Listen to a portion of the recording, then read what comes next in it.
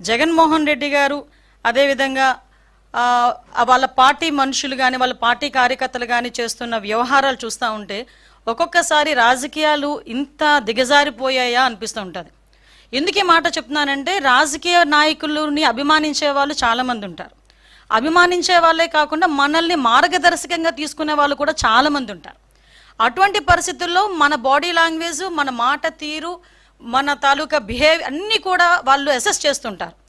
అటువంటి సందర్భంలో ఈరోజు ఒక మానవత్వం లేకుండా కనీసం రాజకీయం అతని తాలూకా రాజకీయ ఉద్దేశాల ధ్యేయంగా హింసను ప్రేరేపించడమే కాకుండా హింసను చేస్తూ తిరిగి దాన్ని సమర్థించుకునే పరిస్థితులు కల్పిస్తున్నా ఉంటే ఒక్కసారి నాకు నిజంగా నేను ఒక రాజకీయ నాయకురాలుగా ఉండినందుకు కొంచెం నేను కూడా ఒక్కొక్కసారి ఇబ్బందులు పడాల్సిన అవసరం వస్తుంది.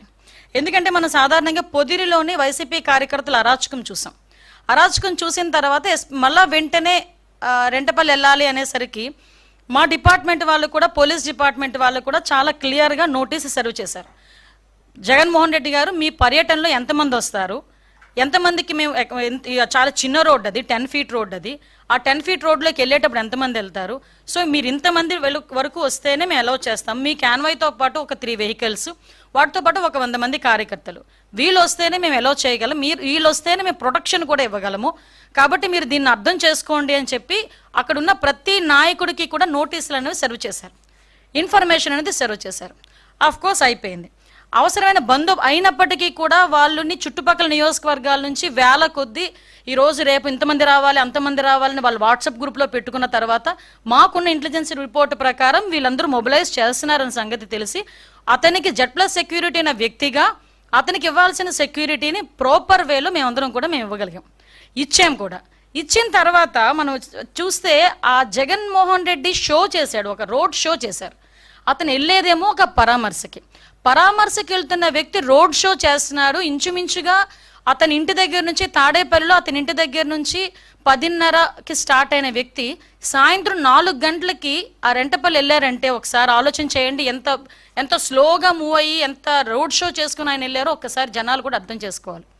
ఈ నేపథ్యంలో అతను రోడ్ షో చేసుకుంటూ అందరికీ అభివాదాలు చేసుకుంటూ అందరి దగ్గర నవ్వుతూ షేక్ హ్యాండ్లు ఇస్తూ ఆయన వెళ్తూ ఉంటే దారిలోని అతని కార్యకర్త, అతని సింపథైజర్, అంటే వాళ్ళ పార్టీ సింపథైజర్, పార్టీ కార్యకర్త కనీసం వెహికల్కి కింద పడిపోయి టైర్ కింద పడ్డాడు అన్న సంగతి తెలిసి కూడా అతను కనీసం బండి ఆపకుండా ఆ బండిని అలాగే ఆ పక్కనున్న వ్యక్తిని కనీసం పక్కన తీసి, నేనేమంటానంటే ఆ బండి కింద పడిపోయాడు వ్యక్తి, ఆ వ్యక్తిని తీసి ఇమీడియట్గా 108కో దేనికో ఫోన్ చేసి అంబులెన్స్లో పంపిస్తే కనీసం మనిషి బతికేవాడేమో. ఎంత అంటే దాన్ని ఏ పదాలు ఉపయోగించుకోవాలో కూడా అర్థం కావట్లేదండి. ఎంత నిరంకుశంగా, కనీసం దయా జాలి లేకుండా ఆ వ్యక్తిని అలాగే ఈడ్చి ముళ్ళ పొదల్లో పడేశారు. తర్వాత అతన్ని చూసి పోలీస్ డిపార్ట్మెంట్ వాళ్ళు 108కి ఫోన్ చేసి ఇమీడియట్గా డిపార్ట్మెంట్ వాళ్ళు హాస్పిటల్కి పంపిస్తే హాస్పిటల్కి వెళ్ళిన తర్వాత అతను చనిపోయాడని డాక్టర్స్ చెప్పడం జరిగింది. కనీసం అతను ఆ కార్ కింద పడిన తర్వాత అయినా ఇమీడియట్గా హాస్పిటల్కి పంపించి ఉంటే ఆ మనిషి బతికేవాడు కదా. అంటే ఇంత దారుణంగా, ఇంత దాన్ని ఏమంటారంటే కనీసం జాలి దయ లేకుండా కూడా మనుషులు ఉంటారా? మనిషి జన్మకి ఒక అర్థం ఉంటుంది, దేనంటే ఒక జాలి దయ ఎమోషన్స్ ఇవన్నీ ఉంటాయి. ఏ ఎమోషన్స్ లేని కాకి లాంటి ఒక కాకి చచ్చిపోతే 100 కాకులు వస్తాయి. ఒక రోడ్డు మీద ఒక కుక్క చచ్చిపోతే 4-5 కుక్కలు వచ్చి కనీసం తీసి పక్కన పెట్టినంత వరకు అక్కడే చుట్టూ తిరుగుతూ అరుస్తూ ఉంటాయి. అలాంటిది సాటి మనిషి, దట్టు వైసీపీ కార్యకర్త, నీ మీటింగ్ గురించి, నీ ర్యాలీ గురించి నువ్వు పిలిస్తే వచ్చినవాడు, దళితుడు, నీ కారు కడ్డంగా నీ కారు టైర్ కింద నలిగిపోతే తీసి హాస్పిటల్కి లేనంత దౌర్భాగ్యమైన పరిస్థితిలో ఈరోజు జగన్మోహన్ రెడ్డి ఉన్నాడా? అంత నిర్దయగా జగన్మోహన్ రెడ్డి ఉన్నాడా? అంటే అతనికి జగన్మోహన్ రెడ్డి రాజకీయ లబ్ధి తప్పించి మనుషుల ప్రాణాలంటే లెక్కలేదా? ఇంత ఉన్మాద పరిస్థితిలో కూడా రాజకీయ నాయకులు ఉంటారా? నిజంగా నాకైతే చాలా ఆశ్చర్యం అనిపిస్తుందండి. ఇలాంటి సిచ్యువేషన్ నుంచి తన నిర్లక్ష్యంగా 2 చనిపోయారు. అతని నిర్లక్ష్య కారణంగా ఆ రోజు సింగయ్య, మళ్ళీ ఇంకొక అబ్బాయి రెడ్డి, 2 చనిపోయారు. 2 చనిపోయినా కూడా తన పర్యటన కొనసాగిస్తూనే ఉన్నాడు. విషయం ఏంటంటే ఇందులోని మనందరం కూడా ఆలోచించాల్సింది ఏంటంటే సంవత్సరం క్రితం బెట్టింగ్ ద్వారా డబ్బులు కోల్పోయి ఆత్మహత్య చేసుకున్న, ఇక్కడ మీరు అర్థం చేసుకోవాలి, సంవత్సరం క్రితం జూన్ 4th అతను ఆ బెట్టింగ్లో పోయి జూన్ 9వ తారీఖున ఎప్పుడో చనిపోయిన వ్యక్తి, 2024లో చనిపోయిన వ్యక్తికి సంవత్సరం తర్వాత పరామర్శ చేయటానికి ర్యాలీగా వెళ్తా ఉంటే మధ్యలో దారిలో 2 ప్రాణాలు పోతే ఆ 2 ప్రాణాల గురించి ఆలోచన చేయకుండా సంవత్సరం ముందు పోయిన ప్రాణం గురించి ఒక విగ్రహం కట్టించి ఆ విగ్రహానికి దండేయడానికి వెళ్ళాడంటే ఒక్కసారి ఆలోచించండి అతని తాలూకా నైజం ఎలాంటిదో. ఇదే సేమ్ పందాలో వాళ్ళ బాబాయ్ హత్య గురించి ఒకసారి మనం ఆలోచన చేసుకుంటే, గొడ్డలి వేటు గురించి ఒక్కసారి మనం ఆలోచన చేసుకుంటే పరిస్థితి ఏంటన్నది ఆలోచించవచ్చు. కోడికత్తి డ్రామా, ఆ దళిత బిడ్డ ఈ రోజుకి కూడా ఆ స్త్రీని ఇప్పటికీ కూడా ఇబ్బందులు పడుతూనే ఉన్నాడు. గులకరాయి డ్రామా అంటే ఏదో రకంగా అంటే సీఎం కుర్చీలో కూర్చోవాలనే ధ్యాస తప్పించి మానవత్వం లేకుండా చేసే పరిస్థితి ఈరోజు మనందరికీ కూడా కనిపించే పరిస్థితి వస్తుంది. నేనేమంటానంటే అప్పటికీ కూడా ఇంకా సమర్థించుకోవడం ఎంత దారుణంగా సమర్థించుకుంటున్నాడంటే వాళ్ళ నాయకులందరూ బయటకు వచ్చి ఇదేదో మార్ఫింగ్ చేశారు, ఇలా చేశారు, అలా చేశారని క్లియర్గా వీడియోలో కనిపిస్తుంది. సింగయ్య అనే దళితుడు ఆ కారు కింద పడి నలగడం క్లియర్గా కనిపిస్తూ ఉంది. ఇటువంటి పరిస్థితుల్లో కూడా కనీసం ఆపకుండా వెళ్ళిపోయే పరిస్థితి కనిపించింది. అంటే చాలామంది జగన్మోహన్ రెడ్డి గురించి అతను మాట్లాడితే బయటకు వచ్చి విలువలు, నీతి, నిజాయితీ, జాలి, దయ ఇలాంటి పదాలు కొన్ని జగన్మోహన్ రెడ్డి నోట్లోంచి రాకూడదండి. ఎందుకంటే ఈరోజు అటువంటి ఆ మాటలు మాట్లాడడానికి కూడా పూర్తిగా అర్హత లేనివాడు జగన్మోహన్ రెడ్డి. అటువంటి వ్యక్తి ఈరోజు పైగా దాన్ని సమర్థించుకోవడం ఏంటి? నిజంగా యాక్సిడెంటల్ పడ్డాడు అనుకుంటే వెంటనే బయటికి తీసి ఒక హాస్పిటల్కి పంపించుంటే ఒక నిండు ప్రాణం బతికేది. ఈరోజు ఆ కుటుంబానికి సింగాయిని తీసుకొచ్చి ఇవ్వలేడు కదా. ఆయనైతే చక్కగా ప్రయాణం అంతా చేసుకుని ఆ విగ్రహం ఆవిష్కరణ చేసుకుని మళ్ళీ ఇంటికి వచ్చి హ్యాపీగా కూర్చున్నాడు.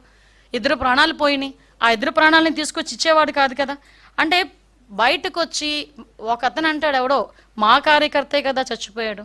అరే మీ కార్యకర్త చచ్చిపోయిన మనిషి, అక్కడ మనిషి చనిపోయాడన్న సంగతి మీకు ఎందుకు గుర్తు రావట్లేదు?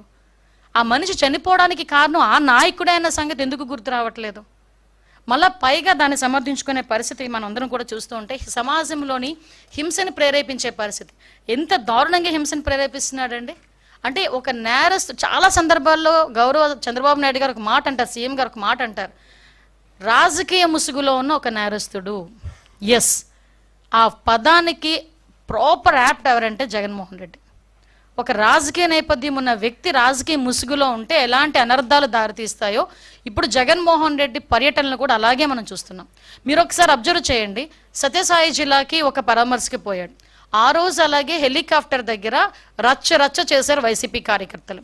తర్వాత హెలికాప్టర్ ఏదో పని చేయట్లేదు, ఏదో సాంకేతిక లోపం ఉందని బై రోడ్ వెళ్తూ ఓ పెద్ద రోడ్ షో చేసుకుని వెళ్ళాడు. తర్వాత మనకి పొదిలి వెళ్ళారు, రైతుల గురించి అని చెప్పేసి వెళ్ళారు. ఆ రోజు అదే టైంలో జరిగిన కృష్ణంరాజు ఇన్సిడెంట్ సంబంధించి సాక్షి టీవీలో అమరావతి మహిళల గురించి తప్పుడుగా మాట్లాడారని అక్కడ పక్కన ఎవరో ఒక చిన్న ధర్నా చేస్తూ ఉంటే ప్లకార్డ్స్ పట్టుకుంటే వైసీపీ కార్యకర్తలు పోలీసులను కూడా రాళ్ళు ఇచ్చి కొట్టే పరిస్థితి కనిపించింది. ఇలాంటి నేపథ్యంలో చాలా క్లియర్గా మనకి ఈ రెంటపల్లి వెళ్ళేటప్పుడు మా ఎస్పీ గారు చాలా క్లియర్గా చెప్పారు, సార్ ఇంతమంది వెళ్ళేటప్పుడు మేము ఇబ్బంది పడతాం, Z+ సెక్యూరిటీ ఉన్న వ్యక్తికి ప్రొటెక్షన్ ఇవ్వాలంటే ఆ రోడ్లో పనికిరాదు, సో మీరు కొంచెం మాకు సహకరించండి అని చాలా క్లియర్గా చెప్పినప్పటికీ అతను ఈరోజు బల ప్రదర్శన అనుకున్నాడు. అంటే ఒక పరామర్శకు వెళ్ళేటప్పుడు కనీసం మీకు విషయం చెప్పనండి, అంటే ఇక్కడ సందర్భం బట్టి చెప్పాలి కాబట్టి చెప్తున్నా. లోకేష్ బాబు గారు ఆయన రాజకీయంలోకి వచ్చి ఎన్ని సంవత్సరాలు మీకు తెలుసు.